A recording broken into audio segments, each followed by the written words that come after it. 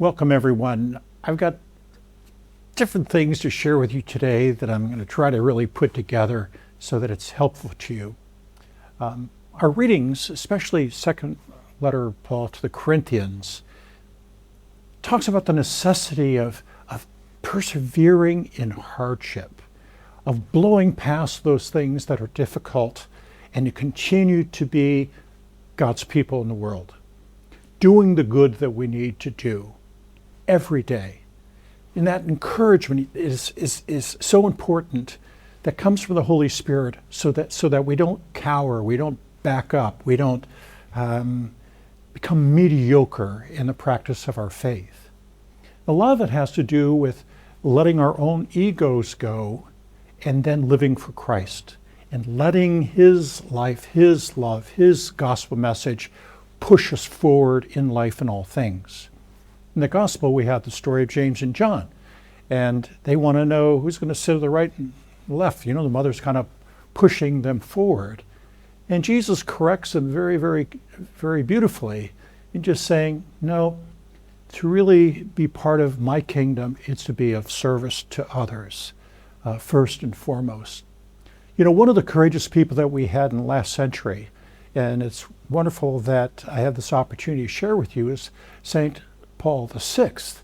And it's his anniversary of the issuing of Humanae Vitae, a document that created so much controversy in the world and gave him so much heartache in trying to help people understand the beauty of human life and how it's very easy for our own egos to warp God's natural law and our moral understanding of humanity, and to have it be corrupted by things that, because of modern science, can distort the human person in the image of God.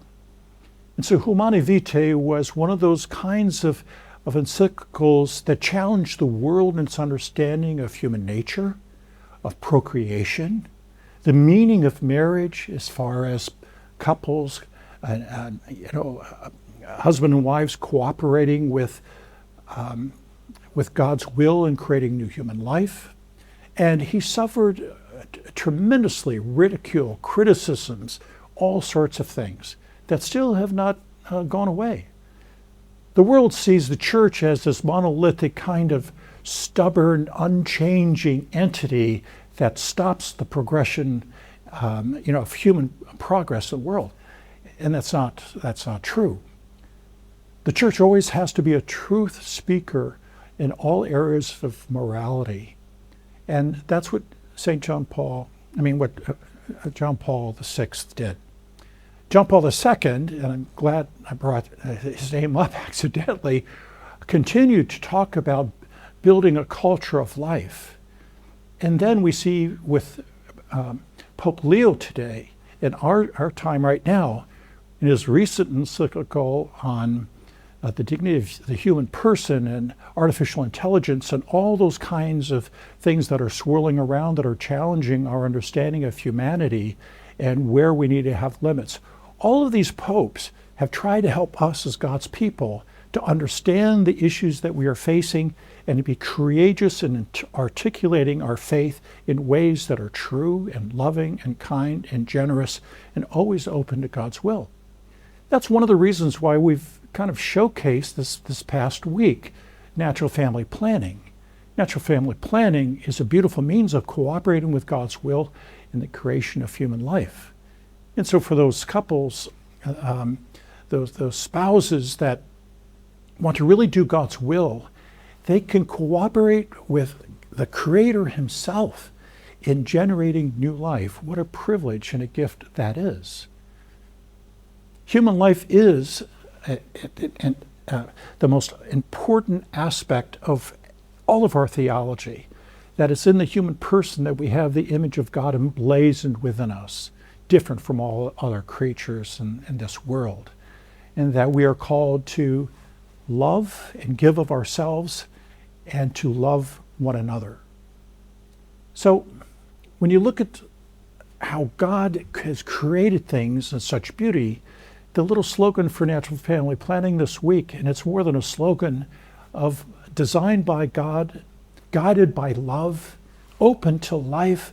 Those three phrases are so powerful. When I saw those three phrases right in front of me, I realized that these three phrases encapsulate a way of living, a way of orientating ourselves and being cooperators in the sense of cooperating with God in all aspects, not only in creation of human life, but in how we conduct our own affairs in life.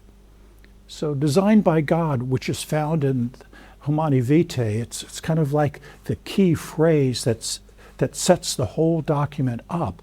It's a very, very powerful phrase that whatever we do is within God's design. And then always, if it's in God's design, it's going to be filled with love. It's going to be guided by love. And as it's guided by love, then it's going to always be open to life.